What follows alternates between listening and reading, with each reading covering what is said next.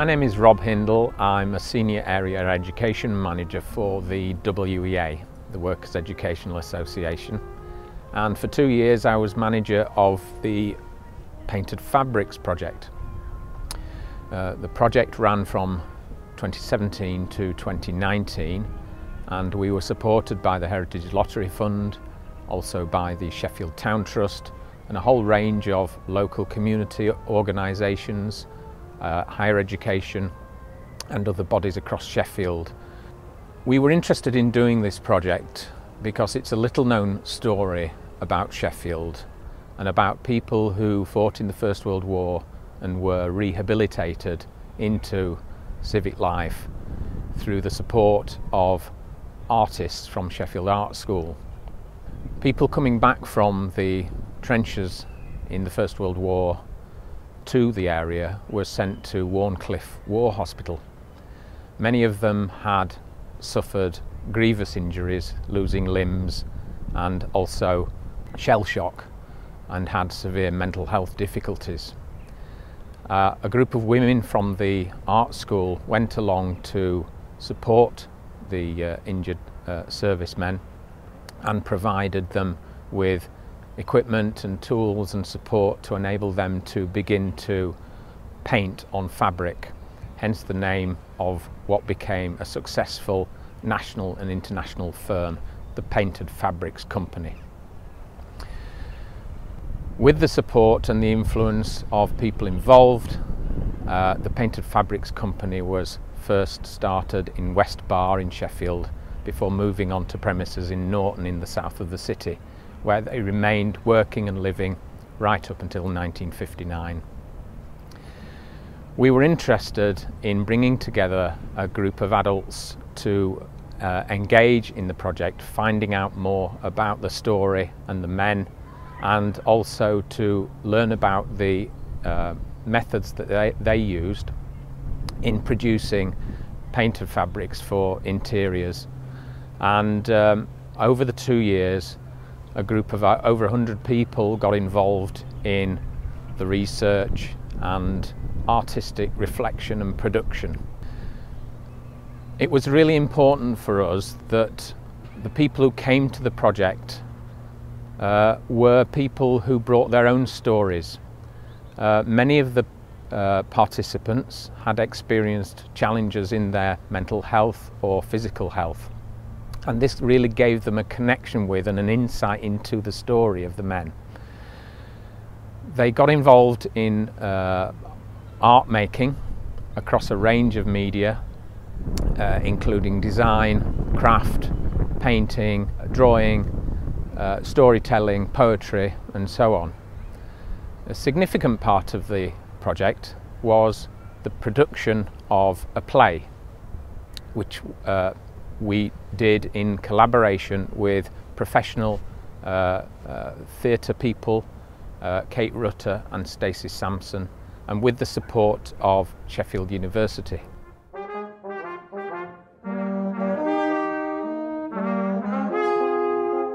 My name is Kate Rutter. I was the director of this project and also fulfilled other roles within it. The project is part of a much bigger project. The play, Painters of Light and Shadow, which this video concerns, is part of a project, a much bigger project, run by the Workers' Educational Association and funded by the Heritage Lottery Fund. And the purpose of the project is to bring to light the story of the painted fabrics. Now, the painted fabrics were started by two women at the beginning of the 20th century, Annie Bindon Carter from Sheffield and Edith Jagger. And their idea was to help disabled servicemen who came back from the First World War with no prospect of a life at all. At that time, of course, there was no welfare state and no help for them. And she felt that if the men could be taught a skill, in this case, painting on fabric, their lives might be transformed, as indeed they are and they were.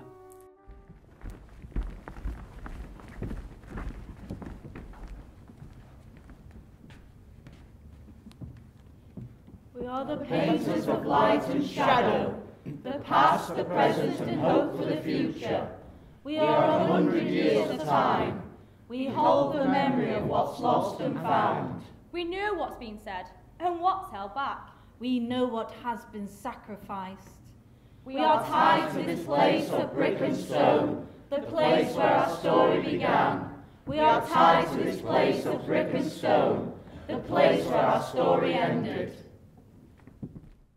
The project chose to recruit people who themselves have very complex needs. And many of the people have had involved from the start have had mental health difficulties or problems with homelessness or complex needs of various kinds. So many of the cast you see in the video are people who were recruited right at the beginning of this 2-year project. In the play, in the main, they form the chorus, the painters of light and shadow. And you'll see they're all dressed in workmen's outfits with cloth caps on. And they are the custodians of the story of the painted fabrics movement. And what those people did not know about the history of those people isn't worth knowing.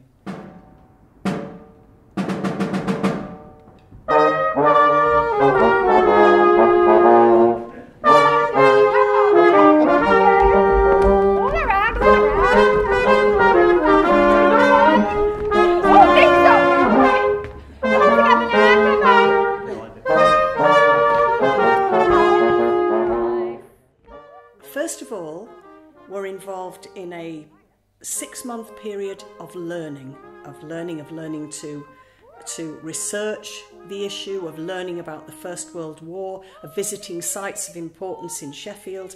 And from this initial period of learning, they came to us in the drama section of the project, full of ideas and information.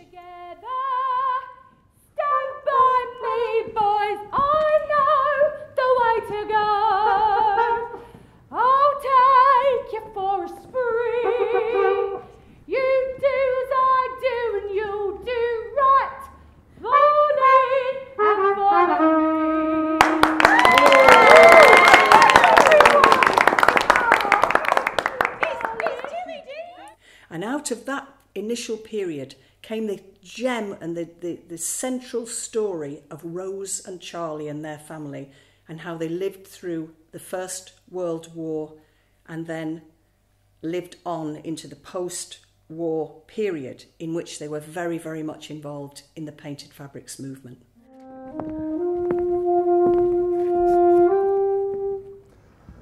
And when I told them how beautiful you are, they didn't believe me, they didn't believe me. Your lips, your eyes, your cheeks, your hair are in a glass beyond compare. You're the loveliest girl that one could see. At this point, I came into the project and continued to devise and write with this core group until a script started to form. We then recruited volunteers to act out the story as it was unfolding, and we used drama students and people who'd just finished their degrees and theatre people with lots of experience and wanted more experience. And so in the end, we ended up with a cast of 21 people, which was an enormous ask, in fact. And out of that period, I continued to write as we began the rehearsal process, and eventually we had a completed play, which then went into rehearsal. And it was the most amazing, groundbreaking project. And as you'll see from the video, the level of commitment from everybody involved, from the core group, the chorus, to all the volunteers, was 100% commitment. And the play that we eventually produced at Sheffield Drama Studio on the 1st and 2nd of December 2018 and performed to packed houses was a beautiful, beautiful thing. And I think everybody involved in it should be very proud. All in line! By the left! Quick! March! Left! Left! Left! Left! It's a long way to Tipperary. It's a long way to go. It's a long way to Tipperary, to the sweetest girl I know. Goodbye, Piccadilly. Farewell, Leicester Square. It's a long, long way to Tipperary, but my heart's right there. It's a long way to Tipperary. It's a long. In addition to the core group who were in the drama, there was also a group who'd been part of the original core group. Some of them had, some of them were newly recruited people who took on the task of making a set and costumes for the piece. And as you can see, they produced some beautiful, beautiful hangings and drapes full of poppies, all hand sewn, and costumes and all sorts of things. So it was a kind of two-part process, with one group working on that side of it and then bringing it into us and us dressing the set with that, with the amazing help of Blue Merrick, the stage manager, and Hannah Lowe, who teched the piece, and with the help of the drama of the staff of the drama studio, and Bill MacDonald, who is the head of drama at Sheffield University and responsible for the studio space. So the two halves of the project came together absolutely brilliantly. The play was beautifully acted and it looked absolutely stunning. Silence hangs like a fog over the fields of northern France. The silhouettes of broken trees stand black against the skyline. No farmer with his trembling horse will dare to plough or sow, for fear of the dead men that lie beneath his cratered fields. As the bitter winter of 1918 turns to a sickly spring. 10 million poppies break the earth, as angry as a raw wound. In quiet rooms with eyes tight shut, the women dance alone, hoping against hope, still listening for the sound of limping feet. The impact of the drama part of the project, and of course I can only speak for that, is that in some senses some of the participants have said that the project has been life-changing. It's something that people have been involved in a long, long 2-year process during which they produced a play, a full-length drama, and performed it to exacting and high standards. They've also put on an exhibition, they've had an open day at the Memorial Hall in Sheffield, and in terms of confidence building, in terms of self-affirmation, in terms of inclusivity in a larger project, particularly in the drama, where volunteers and people with complex needs work together in an integrated team, I think this has had a profound effect on all the participants who engaged in it. Good afternoon, ladies and gentlemen. I am delighted to welcome you here to our workshops at West Bar. As Lloyd George said, we need to build a nation fit for heroes. Yet many returning soldiers have been left destitute. Soldiers who have sacrificed their limbs and sometimes their sanity. Now we believe these men should not be forgotten, not be discarded. So here at Painted Fabrics Limited, we give these men pride and a sense of dignity, because this is work, not charity. Yeah. Very good. Now the number of men employed at present is 65. 65! You'd think they have 130 arms between them, wouldn't you? They have 102. You'd think they have 130 legs between them. They have 75. And yet these men have a wonderful facility with the fabrics, and each piece contains the identity of the man who made it, and that makes it absolutely unique. So now I'm going to let these products speak for themselves. Please do take a look around. We'll be ready to take your orders. Wow. And it's a wonderful project. The whole 2-year project is a wonderful project. And of course, in terms of heritage, because it's the Heritage Lottery Fund that funded it, it's brought to light and increased the whole profile of the painted fabrics movement. Sheffield museums have been involved and have increased the profile of their exhibition of the painted fabrics movement, which can be seen up at Weston Park. So it's had a profound effect. I mean, there were so many little community involvements. For example, one of our volunteers is a person who was part of Sheffield Samba Band. And so when I found this out, I was able to say, well, any chance we can have your big drum? And that gave us wonderful sound effects for the project. And also people were prepared to come in as a little tiny band of 3 people and play music throughout. The local music specialist, Josie Robson, who runs 3 choirs in Sheffield, came in and worked with the cast and produced lovely, lovely music for the cast. And so there were just so many people coming in, doing so many lovely things and engaging with the core group and with the cast, that I felt it really was the most genuine community project I've ever been involved in. I've been involved in community projects for 45 years. So I think it worked exceptionally well and had long-term resonance, particularly for the core group, who, by the way, since this project have gone on to do all sorts of things. They've recently applied for a grant themselves under their own steam, and they're writing a book about the whole experience. So the echoes just go on and on, the ripples just go on and on. And I was proud to be part of it.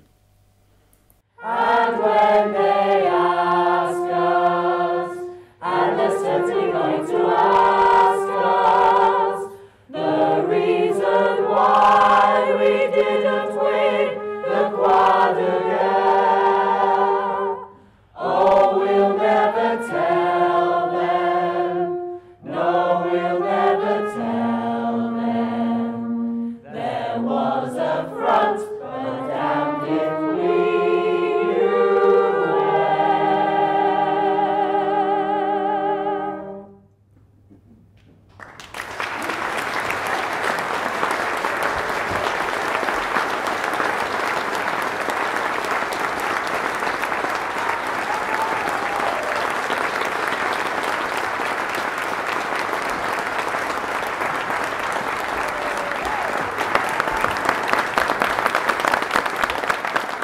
The project culminated in summer of 2019 with an exhibition and bazaar which was held at the Cutlers Hall in Sheffield. The Cutlers Hall was chosen because it's a landmark building in the centre of the city, and therefore the event could be a high profile one, but more importantly it was a venue that had been chosen by the original Painted Fabrics in the 1930s to hold a bazaar. The Painted Fabrics company achieved a great deal of profile throughout the 1920s and 30s, selling their fabrics through companies such as Liberty's in London. And this meant that their annual exhibitions and bazaars, where they sold their work to the public, were patronised by royalty and other significant figures in society. And this meant that the story at that time was extremely well known in the public domain. It was interesting for me finding out about this story in 2016 and 17 when the project started, because I felt it was a story that was very little known, even in Sheffield, and I think it was something that deserved to be better known. Following the end of the project, a group of the people who'd been involved wanted to continue finding out more about the story, continue developing their skills and expertise in painting and designing fabrics and selling their materials.